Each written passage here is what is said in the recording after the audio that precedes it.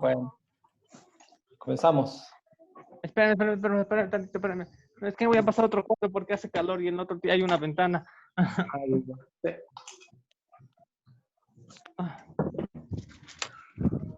Listo, ya puede pasarle. No, espérame, no lo he copiado, apenas lo senté. Espérame. No, no hay problema. Ahí vamos, ahí vamos. Espérame, tantito. Ya, profesor, gracias. Perfecto. Entonces, ya es nuestra última unidad. Esperamos que hoy la terminemos. Yo creo que sí. Ojalá. De hecho, ya habíamos mencionado algunos aspectos en la unidad número 1. Entonces, creo que sí va a ser mucho más rápido.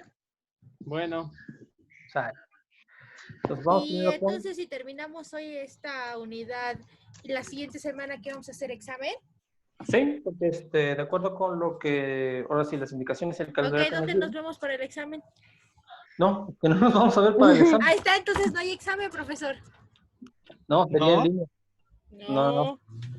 O al ¿Eh? menos... Con puros trabajos. En algunos creo que les cambien el examen por un trabajo. No lo sé, pero eso había que esperar lo que dicen en el transcurso de la semana. Bueno, ya que. Está bien. Pues sí, pues ya. Pues ya estamos todos en este barco. Es más, su próximo cuatrimestre, de hecho lo van a estudiar así también. Ahora, ¿por Sí, qué? ya. Pues porque prácticamente eso se va a adelantar hasta, ¿cómo cuánto? Junio tal vez. Hasta junio. Ah, Sí. Yo qué culpa, que Puebla tiene muchos casos. mentirosos, ¿qué? Vale. Vamos con la definición del informe psicopedagógico. Bueno. Vale. A ver. Entonces vamos por partes. Ya saben lo que está resaltado, son los conceptos clave para comprender el concepto. Empezamos. ¿No se cansó? Entonces mira, aquí están los autores. Y esa es su definición precisamente de este año. Entonces, número 1, vamos a considerarlo como un proceso. Entonces, ya saben, tiene una serie de pasos. Esos procesos consisten en recoger y analizar información o datos. ¿Acerca de qué? Pues del proceso de enseñanza-aprendizaje, desde luego en ambientes escolares, incluyendo la familia. ¿Y para qué se hace todo eso? Pues para tomar decisiones precisamente sobre el proceso de enseñanza-aprendizaje. Se acabó.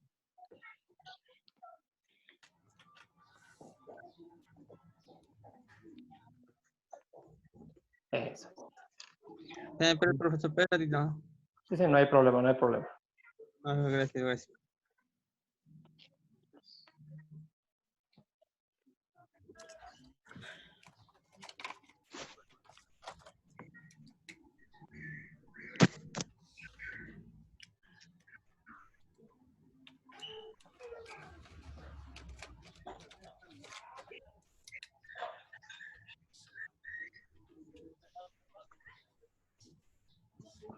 Ya, profesor, gracias. Perfecto. Entonces, no se les olviden, proceso, recoger y analizar datos o información sobre el proceso de enseñanza-aprendizaje, tomando en cuenta el contexto escolar y familiar para tomar decisiones. Y desde luego para mejorar, en este caso, la situación académica. Sí. Esa era la conceptualización. Ahora nos vamos, obvio, con la finalidad, que propiamente ya está dentro del mismo concepto.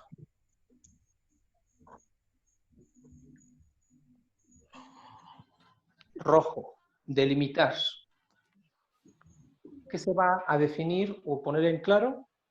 Las necesidades educativas especiales. Precisamente, obvio, de los alumnos. Para hacer, en este caso, adaptaciones en el currículo. ¿No hay ningún problema con el concepto de currículo? No, pero no. ¿No? ¿Por qué no? ¿No? Perfecto. Entonces tengan mucho cuidado. No utilicen el término cambiar, Porque cuando nos referimos a cambiar el currículum, significa que si especificaba 4 puntos, es precisamente cambiar por completo esos 4 puntos, pero en realidad no, sino precisamente hacer adecuaciones o modificaciones. Y específicamente en el método. Eso sería. Las únicas ocasiones en que sí serían modificaciones en cuanto a los objetivos sería porque existirían deficiencias, déficit intelectual, y entonces ahí sí le tendríamos que bajar al verbo.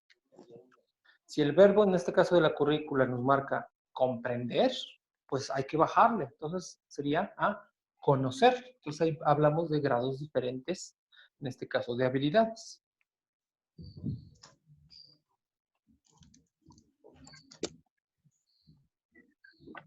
Ok. Muy bien. Sí, ya.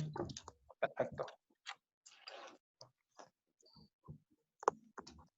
Vamos a ver ahorita la estructura del informe psicopedagógico.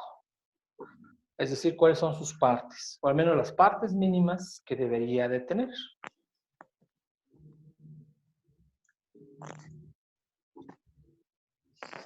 Espera, ¿del informe qué? Del informe psicopedagógico. Ajá. Gracias. Entonces, el primer punto son los datos de identificación.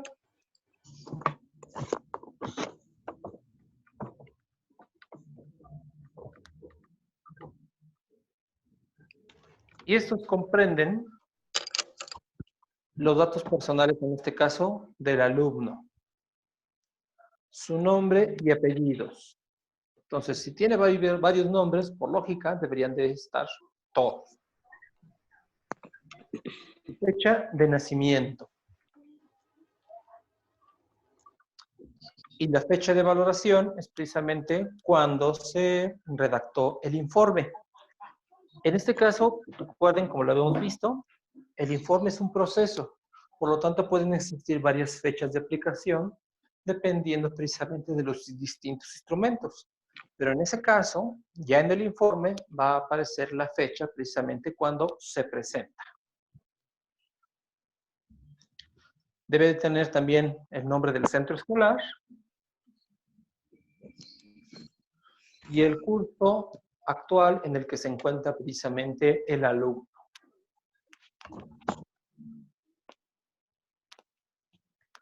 Sí.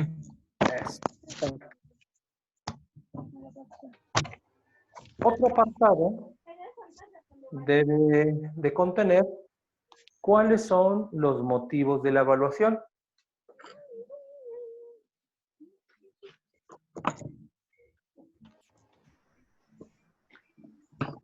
Ahí se debe de especificar por qué se solicitó la evaluación. Es más, hasta el nombre de quien la solicitó. Imaginemos por un momento que ustedes, obvio, son los profesores, tienen a un alumno que sospechan que tiene una situación, ya sea personal o familiar, que le impidan un desempeño óptimo en sus estudios. Por lo tanto, el informe aparecería su nombre. Fulanito de tal, profesor de tal materia o de tal grado, ha detectado que el niño, fulanito de tal, tiene problemas en cuanto a la comprensión lectora. A pesar de que se ha trabajado en múltiples ocasiones y con diversos métodos, aún no se supera tal dicho problema. Entonces, ahí ya están especificando el por qué y quién ha solicitado precisamente los estudios. No olviden que en México, obvio, como en muchos otros países, cuando estamos hablando precisamente de niños o menores de edad, debe de existir una autorización expresa, ya sea del tutor o de los padres. No se les olvide precisamente eso. Entonces, no es que yo sea el profesor y entonces yo ordeno y mando traer o solicito los servicios de USAER. No debería ser así. Deberían ser precisamente con el consentimiento del padre o tutor. De hecho, creo que en ocasiones anteriores ya hemos trabajado con la Ley General de Educación. Entonces, hay que respetarla. Otro apartado son precisamente los instrumentos empleados para levantar o recoger la información.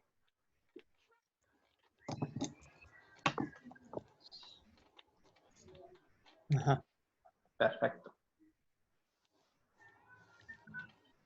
Estos instrumentos dependerán precisamente de la historia del sujeto o del problema en sí.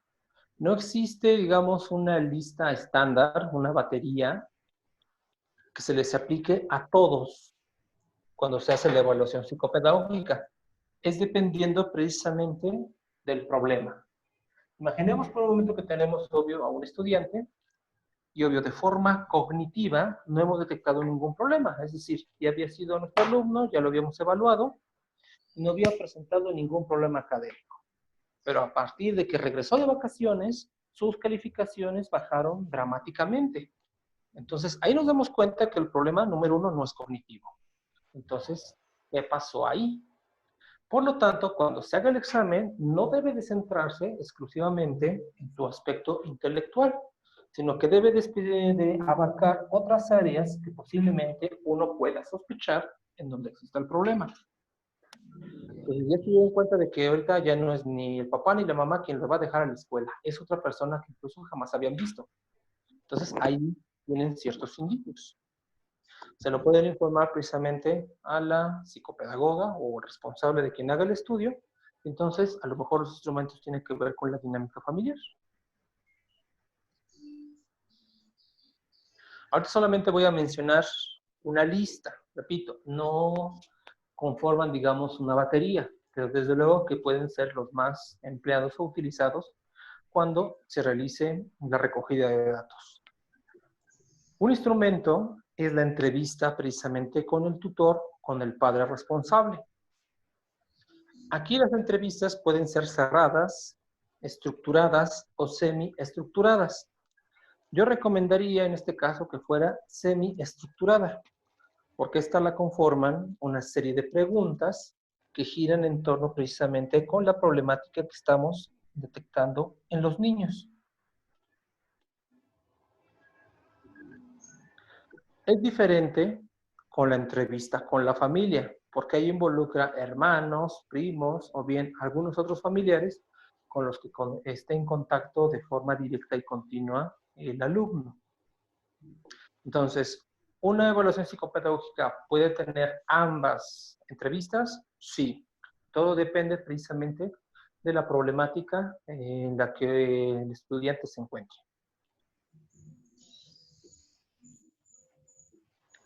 También, y esta es una tarea específica, en este caso de los profesores que están a cargo de los grupos, hacer una observación, entrevista con el alumno, porque es precisamente él que lo conoce o debería conocer mejor precisamente durante el desempeño de sus actividades académicas. Para esto también se requiere un instrumento que es un cuadro de observación sistemática, en el cual contiene la fecha, el observador, las horas, a qué horas precisamente se estuvo observando y citar el contexto. Entonces, pueden existir diversos cuadros dependiendo, número uno, de la cantidad de materias, de la cantidad de profesores precisamente con el que esté en contacto y desde luego en diversos contextos. No es lo mismo que tenga una clase dentro del salón de clases a que tenga una clase de educación física, obvio, en el patio, en la cancha, y desde luego que debería existir un cuadro de observación precisamente en la hora del recreo o receso. Y entonces la intención precisamente es contrastar su comportamiento. Porque a lo mejor un profesor, estamos hablando de educación de secundaria, reporta que tiene problemas con ese niño. Y resulta que la única vez que cambia su comportamiento es precisamente con ese docente y con el resto no existe ningún problema. Entonces, mientras más información se tenga, existirá precisamente un mayor contraste. Ahí les presento una prueba. Ahí dice versión 4. Actualmente ya está a la venta la versión 5. Y para quienes no reconocen, es la escala de inteligencia para niños de 6 a 17 años. O sea, repito, ahí nada más cambian la versión. Estamos hablando del WIX versión 5. Sí. No sé si trataron esta prueba o por lo menos se las comentaron en su primer curso de evaluación psicopedagógica 1.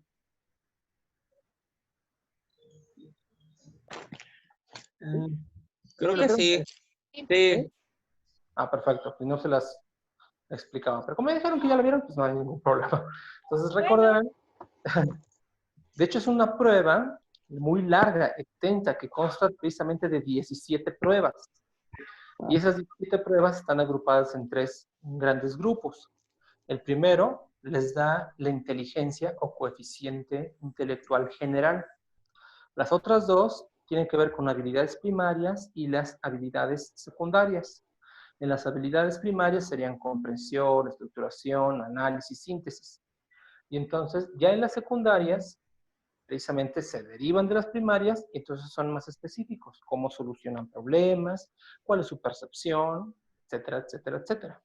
Entonces, esta prueba tiene la ventaja de aplicarse de forma completa o solamente en una de sus 3 áreas. Si solamente queremos ver cuál sería el desempeño general, pues solamente se aplica la primera área, que sería el coeficiente intelectual general. Pero si ya su problema es más específico, porque solamente en una materia o en una serie de materias que pertenecen a la misma área, es decir, tiene un desempeño diferente, entonces ya se puede optar por aplicar 2 o las 3 áreas de la prueba. Entonces, Pero aquí en las habilidades primarias que había dicho que era, ¿qué es lo que contenía? hay ya razonamiento, análisis y síntesis. Síntesis, ¿y cuál era el otro, perdón? ¿Análisis? ¿La tienes? Análisis, ya. Sí, Ya, pues, gracias. bien, bien. Ya, gracias. Esta prueba, ¿quién solamente la debe de aplicar?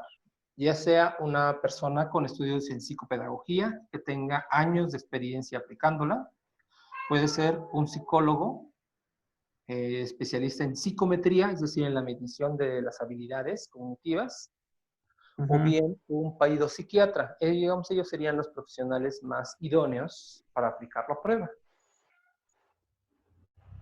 No debería de aplicarla ni un trabajador social, ni un pasante de psicología, y ni mucho menos un estudiante de psicología, porque no tiene la experiencia y la pericia para la aplicación y la interpretación de los resultados.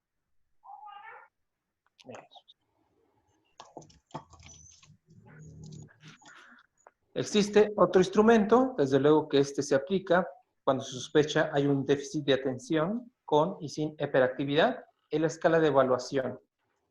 Y esta está diseñada para niños de 6 a 12 años.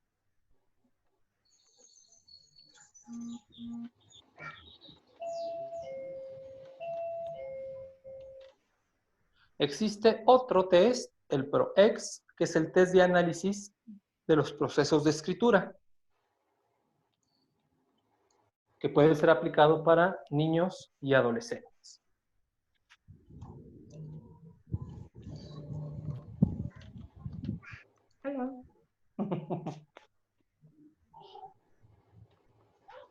¿Listos? No, espere. No, profesor, tantito. No hay problema, esperamos. Gracias.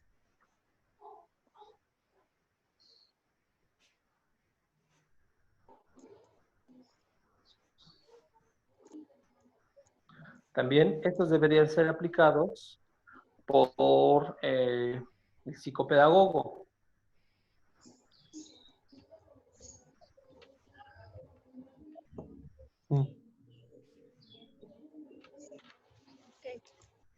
¿Sí? No faltan los numeritos. 8 y 15 años, ya, gracias.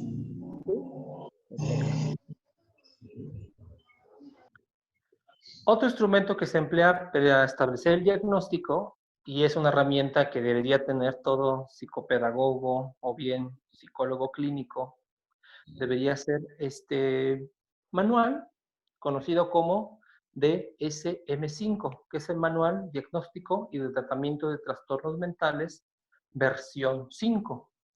Y es el que hemos estado utilizando precisamente para esta materia. Si alguno de los psicopedagogos utiliza una versión anterior, se corre el riesgo, número uno, que esté empleando términos que ya no sean actualmente válidos en los aspectos de psicología aplicadas a la educación. Sí. Otro son los análisis de los informes médicos. Entonces, obvio, aquí el evaluador debe tener la pericia para ir con el hospital público, hospitales privados, obvio, dependiendo de dónde ha sido tratado el menor, para que solicite, desde luego, una copia de todos los informes médicos sin comprometer, obvio, la integridad y la identidad del estudiante. Es necesario contar con este reporte fidedigno porque se supone ahí deberían de estar escritos todos los diagnósticos de las enfermedades que ha padecido, ya sean enfermedades crónicas o bien todas las enfermedades esporádicas que haya tenido a lo largo de su vida. Y desde luego, hacer un análisis del expediente académico. Y aquí también se complica un poco, porque debe de hacerse la historia desde preescolar o incluso hasta maternal, hasta el curso que esté llevando. Y desde luego tiene que hacer investigación. Hay personas, obvio, que siempre han vivido en la misma ciudad, entonces no hay ningún problema. Todas las escuelas se encuentran en el mismo lugar. Pero hay otros que han viajado incluso hasta el extranjero, y entonces toda esa información existe, pero está diseminada en muchos lugares. Y la tarea es precisamente recopilar todo ese historial. En consecuencia, hacer un análisis del expediente académico temporal no sirve de nada. Imagínense por un momento que están o tienen precisamente a un alumno en secundaria y ese expediente solamente incluye 1 o 2 años de sus estudios. Pues no nos está diciendo gran cosa.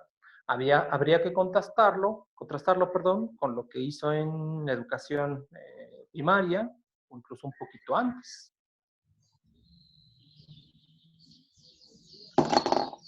Acá hay otro test de inteligencia. Este es más pequeño. Esto incluso lo pueden aplicar psicólogos generales. El breve test de inteligencia de Kaufman, mayor conocido como CAPIT, que se puede aplicar a niños a partir, obvio, de los 4 años y, desde luego, a adultos. Pero, desde luego, que proporciona información muy general. No es tan específica como la otra prueba que ya hemos mencionado. Ok. Y también se puede hacer un análisis de la composición escrita. Entonces, aquí, ¿cuál sería la fuente de información más fidedigna que se puede tener? Pues son precisamente sus libretas de apuntes. Y entonces se compara, de hecho estoy hablando en plural, libretas de apuntes. Y desde luego que también se trataría de incluir la mayor cantidad de libretas a lo largo de su historial. Entonces se compara, obvio, con las libretas de apuntes de grados anteriores. Ahí podemos ver cómo es la evolución, no solamente de su escritura, sino de su comprensión y, obvio, de la evolución de su pensamiento.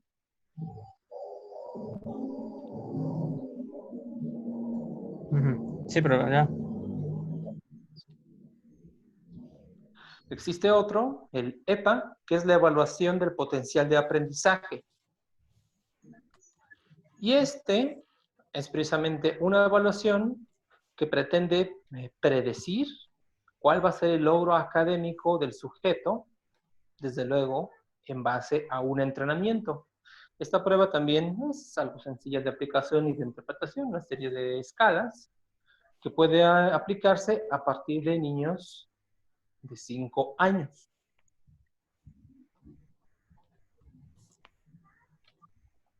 También existen otras pruebas que tienen esta finalidad, pero el único problema es que solamente se pueden aplicar a adolescentes y adultos. Tal es el caso de la prueba Big Five o la prueba de los 5 grandes factores. Una de las escalas se llama apertura a la cultura o apertura a la experiencia. Y entonces en esa escala mide cuál es su capacidad y su actitud durante el aprendizaje. Se hicieron estudios correlacionales y resulta que aquellas personas que tienen altas puntuaciones en esta escala, que es apertura, apertura a la experiencia o apertura a la cultura, efectivamente coinciden con su buen desempeño académico a lo largo de su vida. Pero lamentablemente, esta prueba solamente puede aplicarse a adolescentes y adultos. Perfecto. Sí. ¿Sí? Tenemos el TALE, que es el test de análisis de electroescritura. Y ese instrumento fue hecho para niños de 6 a 10 años. En caso obvio de que nos encontremos con un adolescente, no sé, 14, 16 años, y obvio, ya haya sido diagnosticado con un coeficiente intelectual bajo, entonces sí se le podría aplicar, pero solamente para conocer en qué edad mental se quedó.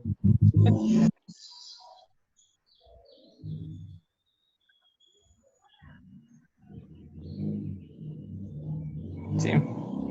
Ok. Sí.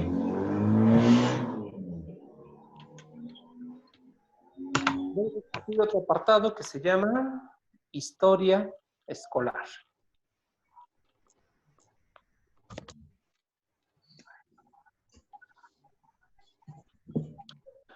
La historia escolar es prácticamente, forma precisamente de redacción, la evolución del alumno que tuvo precisamente en toda su vida a lo largo de una institución educativa.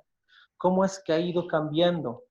Si es que cambió de centros educativos, especifica el por qué, ya sean cuales sean las causas, que por falta de recursos económicos, por cambio de residencia por parte de la familia, que en este caso su familia, obvio, se divorció, sus padres se divorciaron, y tienen la custodia compartida, tienen la custodia temporal. Entonces, ahí se especifica precisamente, obvio, cómo es que ha ido cambiando. Entonces, obvio, es citar nombres y motivos. Si es que ha reprobado un curso, se debe detallar el por qué. Si es que presentaron inconformidad de los padres, también ahí se hace mención. Ha sido expulsado, por cuáles motivos, etcétera, etcétera, etcétera.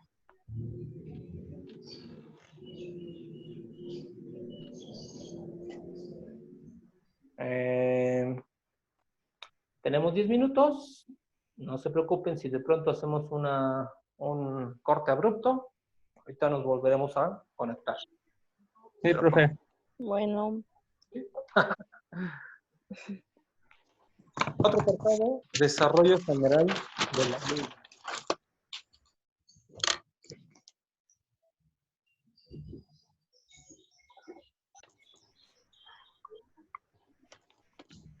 Ujú, ya.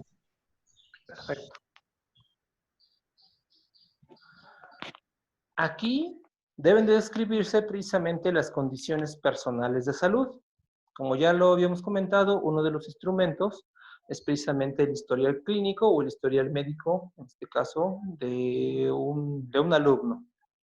Entonces, aquí incluso se trata de hacer investigación, cuáles fueron precisamente sus condiciones de nacimiento.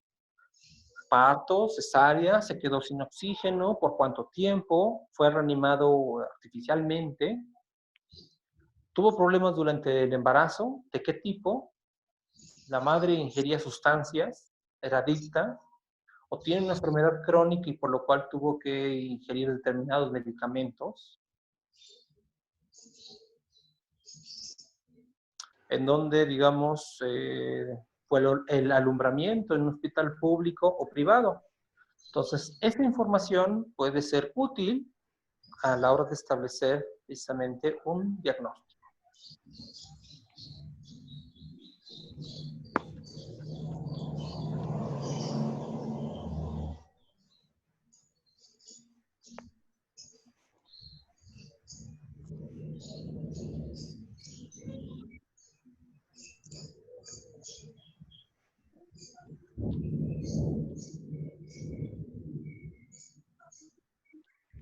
Allá sigue lloviendo, profesor, o ya no. ¿Quién, perdón? Allá sigue lloviendo. No, ya no. ¿No? Sí, sí, sigue lloviendo. Ay, qué Aunque bueno. ya está. Aquí. No. Ah, ya, ya. Sí, a lo mejor también ustedes pueden perder la conexión temporalmente. Sí. Pues yo la perdí ahorita cuando fue la otra clase de suya. Se fue mi internet porque no sé, y ya regresó, por eso me conecté. Ah, ya, ya. Pues a lo mejor hay anomalías electromagnéticas. Ajá, sí. ¿Cambió? Ya, profe, ya, gracias. Un apartado en donde habla precisamente del desarrollo cognitivo. Si es que anteriormente se le habían aplicado algunas pruebas psicométricas, mencionar el nombre, si es posible, también debería tenerse el aplicador, los motivos y desde luego cuáles fueron los resultados de esas evaluaciones.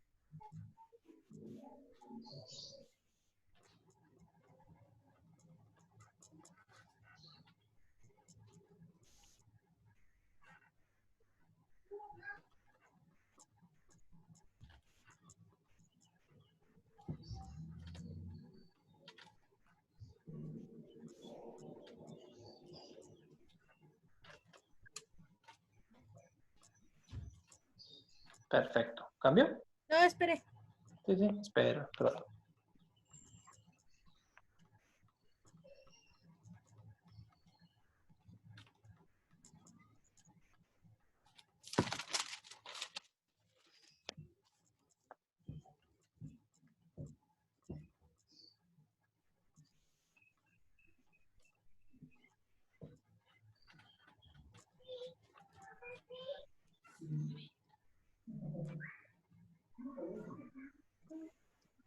Ya, gracias.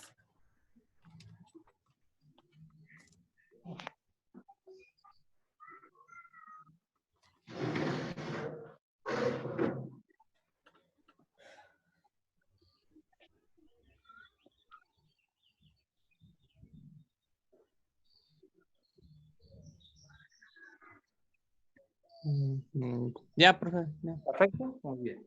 ya, gracias. Todo lo que les estaba mencionando, si se utilizaron pruebas anteriormente, decir cuáles fueron, cuál fue su puntuación y especificar también, obvio, quién se las aplicó. Otro aspecto serían los emocionales y de adaptación social. Ahí se va a describir precisamente cómo ha sido su desenvolvimiento emocional precisamente en las distintas escuelas.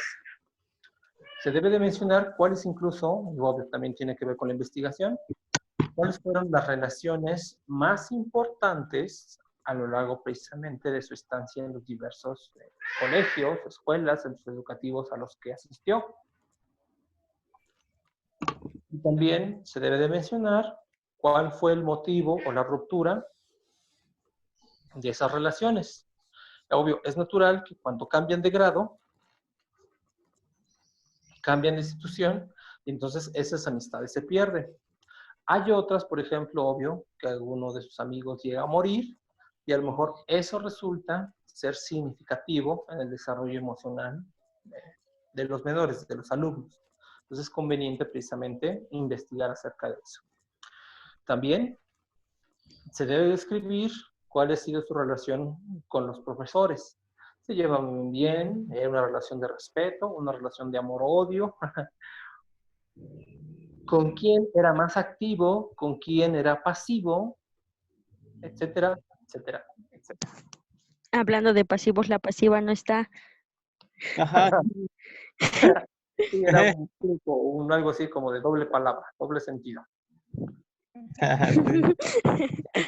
Qué bonito. Sumisión, ¿eh? Sumisión, sumisión.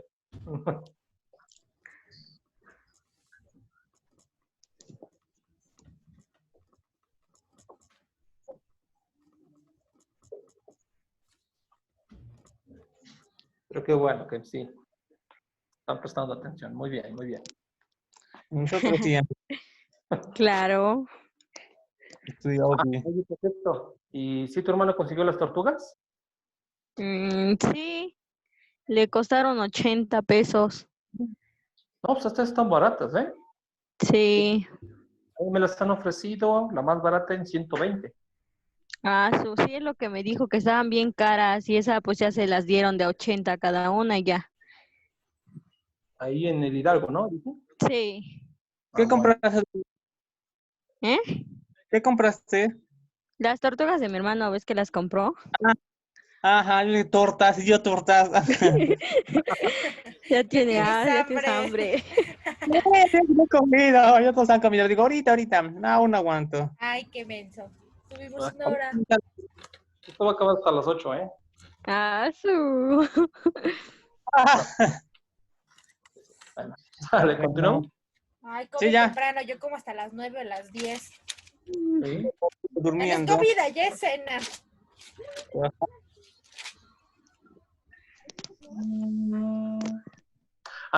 También puede incluirse un apartado en donde se le pida la información precisamente a sus compañeros.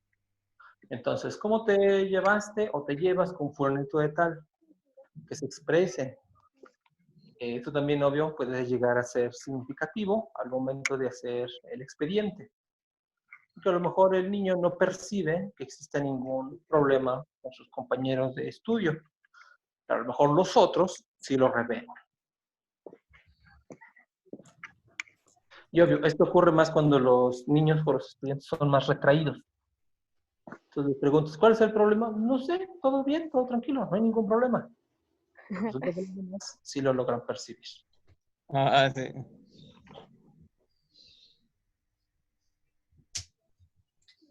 Ajá, ya, profe. Eso. Se oye el bebé. Ay, Dios, eso es mucho. Ajá. Nivel de competencia curricular. Aquí, para que no se mortifiquen, esta información la debe dar, obvio, el tutor. En este caso, de cada centro educativo debería existir un tutor o bien un profesor que esté en contacto con ese grupo. Y ahí él debe colocar precisamente cuál fue su actitud del estudiante frente a la clase. Y desde luego también los diferentes dominios que haya desarrollado. O sea, a lo mejor un niño sí tiene una buena actitud, una actitud abierta, sí escucha, se esfuerza, entrega sus tareas, pero aún así su desempeño académico es pobre o inferior. Entonces ahí podemos, obvio, presumir que se trata de un problema